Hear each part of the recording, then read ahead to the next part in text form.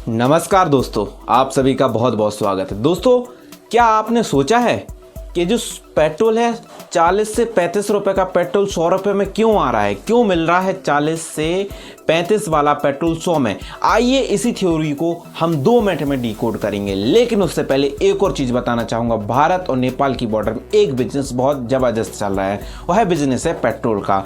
भारत के लोग भारत की बॉर्डर पार करके नेपाल जाते हैं, वहाँ से पेट्रोल भराते हैं सस्ते दामों में और भारत में आकर बेच देते हैं। तो कहीं ना कहीं एक वहाँ पर पेट्रोल की ब्लैक चल रहा है, पेट्रोल ब्लैक में बिच रहा है, ऐसा कह लीजिए। या वहाँ पर एक यह बिजनेस पूरी तरह से चल रहा है। 25% का मार्जिन है इस बिजनेस में वहाँ पर। और सबसे मज़े की बात क्या है, मैं आपको इस वीडियो के एंड तक बताऊँगा। नेपाल से जुड़ी और भारत के इस पेट्रोल को देने लेने में जो भी सारी बातें हैं, हम मात्र 2 मिनट में डिकोड करने वाले हैं। तो आप सभी से रिक्वेस्ट है कि आप इस वीडियो को पूरा अंत तक जरूर देखिएगा। तो चलिए शुरुआत करते हैं। सबसे पहले हम अपने इंडिया से। भारत में अभी पेट्रोल की स्थिति कई राज्यों में 100 हो चुकी है, 100 में पेट्रोल मिल रहा है। लगभग सभी राज्यों में पेट्रोल 90 और 100 के बीच में ही वेरिएशन कर रहा है। तो अब क्यों इतना महंगा पेट्रोल हो गया है? पहले जो पेट्रोल 35 से 40 में मिलता था, अब यह पेट्रोल 100 पार क्यों कर रहा है? क्यों लगा शतक? क्यों हुआ पेट्रोल इतना महंगा? आइए जानते हैं इस वीडियो के माध्यम से। सबसे पहले हम आपको बताना चाहेंगे कि पेट्रोल का जो मूल्य है वह कैसे बढ़ता है और इससे क्या फ़र्क पड़ता है, और थोड़ी छोटी पॉइंटों पर मैं बात करूँगा। सबसे पहले 2014 में पेट्रोल का मार्केट कैसे बढ़ता था और इसका प्राइस कैसे बढ़ता, 2014 और 10 से पहले। तो वहाँ पर एक क्रूड ऑयल होता है, क्रूड ऑयल जो उसका रेट होता है क्रूड ऑयल का, उसके हिसाब से पेट्रोल डीजल के दाम बढ़ते थे। हर 15 दिन में पेट्रोल डीजल के दाम बढ़ते थे। लेकिन मोदी सरकार आई और 2017 में एक नया नियम और नया लॉ लागू किया कि हम पेट्रोल डीजल के दाम प्रतिदिन ऊपर नीचे करेंगे, चाहे वो 10 पैसा हो, 15 पैसा हो, 50 पैसा हो, 1 रुपया हो। हम पूरा पेट्रोल का जो है पर डे ऊपर नीचे ग्राफ करेंगे। हर 15 दिन में नहीं होगा, यह इसका जो रेट है हर एक दिन ऊपर नीचे होगा। तो इससे क्या फ़र्क पड़ा, थोड़ा सा इसको समझ लीजिए। इससे आम आदमी पर ज़्यादा फ़र्क नहीं पड़ा। आम आदमी ने वहाँ से ही सोचा कि थोड़ा थोड़ा बढ़ता है तो उससे ज़्यादा फ़र्क नहीं पड़ता इंडिया के लोगों को। लेकिन कंपनियों को इससे ज़्यादा फ़ायदा होता है। यदि 10 पैसा भी बढ़ता है तो कंपनियों को इससे बहुत ज़्यादा फ़ायदा होता है। लेकिन वहीं आम आदमी को इससे कोई भी नुकसान नहीं, कोई घाटा है। लेकिन जब यह पेट्रोल 70 से लेके 100 पहुंच गया तो बहुत ज़्यादा घाटा होने लगा। हर एक आम इंसान के जेब में इसका पूरा इम्पैक्ट पड़ता है। यदि किसी व्यक्ति की आय 10,000 रुपये और उसका 1,000 रुपये पेट्रोल में जाता तो सीधे सीधे 10% का जेब में इफेक्ट पड़ा। और 10% छोटी बात नहीं होती है। जिनकी सैलरी 10,000 है उसके लिए 10% बहुत मायने रखता है। तो क्या है पूरा फंडा, आइए समझते हैं। तो जो क्रूड ऑयल का प्राइस था 2014 में, वह था 110.12 और तब पेट्रोल था 71 एंड डीजल था 57। लेकिन अब जब 2021 में क्रूड ऑयल का रेट है 65, तो इसका क्रूड ऑयल का ऑल ओवर वर्ल्ड में जो क्रूड ऑयल का रेट होता है उसका जो अभी रेट है 65.02 है। लेकिन अब वहीं हम देखें क्रूड ऑयल यदि नीचे आया है तो पेट्रोल डीजल के रेट क्यों बढ़े?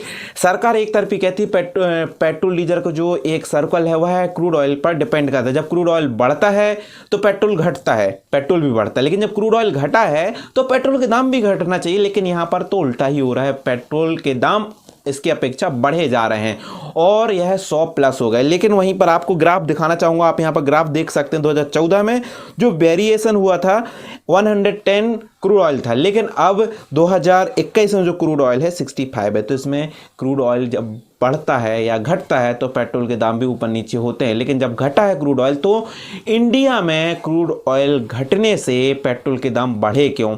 आइए इसको भी समझते हैं। तो एक छोटी सी मेथड है कि जो सरकार ने कहा वह बता रहा हूँ, लेकिन अब सरकार कर क्या रही है, ऐसा क्यों कर रही है, वह आपको पता चलेगा इस वीडियो के एंड तक। और आपको क्या करना है वह भी मैं बताऊंगा, ठीक है। जैसे अब हम यहाँ पर एक ग्राफ और आपको दिखाना चाहेंगे।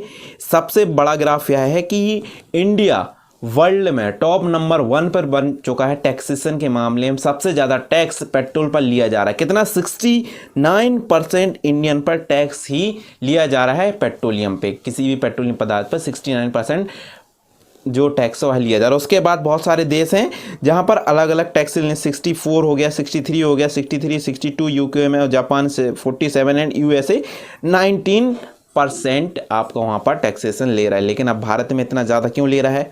आपको पूछना चाहिए है सवाल गवर्नमेंट से। ठीक है, अब एक और बात, सभी लोग कहते हैं, गवर्नमेंट कहती है कि हम पेट्रोल के दाम वहीं पे कम कर सकते जहां पर हमारी सरकार है, लेकिन ऐसा तो हो नहीं रहा है।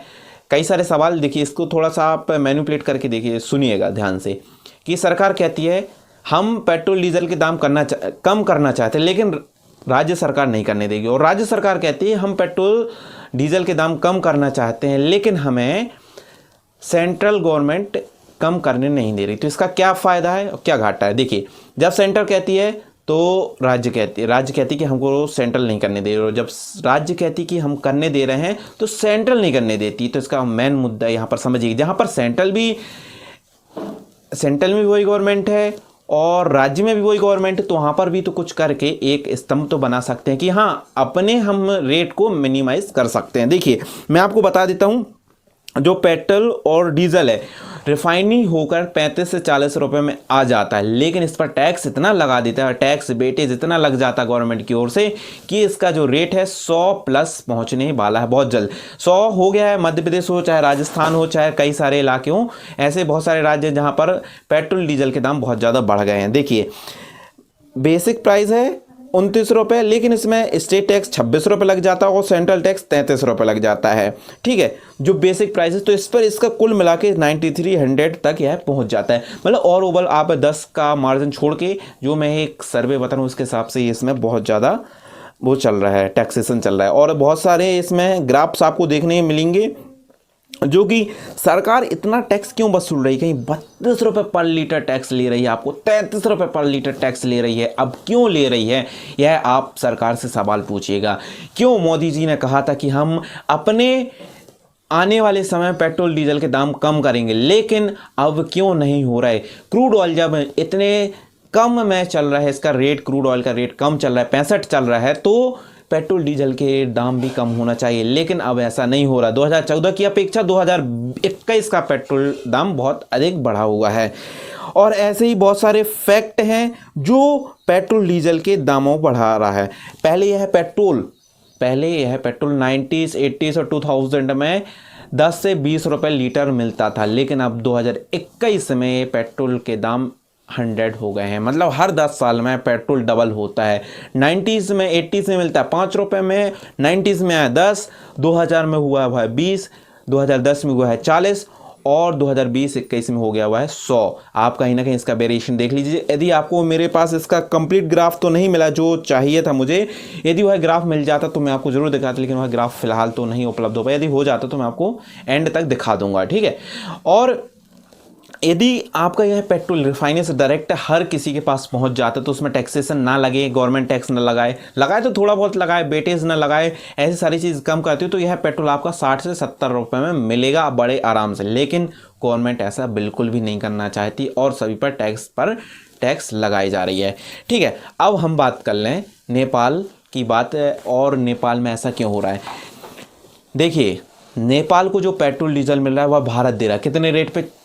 30 से 34 और 35, 36, 30 से 40 के बीच में, मान लीजिए 30 से 40 के बीच में पेट्रोल मिल रहा है। लेकिन नेपाल में यह पेट्रोल डीजल कितने में बेच रहा है? 70 रुपये। और वहीं भारत में है पेट्रोल, जब भारत खुद का पेट्रोल रिफाइनिंग करके और इसी पेट्रोल को 100 रुपये में क्यों बेच रहा है, एक सवाल होना चाहिए। और भारत नेपाल की बॉर्डर में यह बिजनेस बहुत तेज़ी से चल रहा है। बहुत लोग एक दिन में 10-10 चक्कर, 20-20 चक्कर मार के हज़ारों रुपए का फ़ायदा कमा रहे हैं।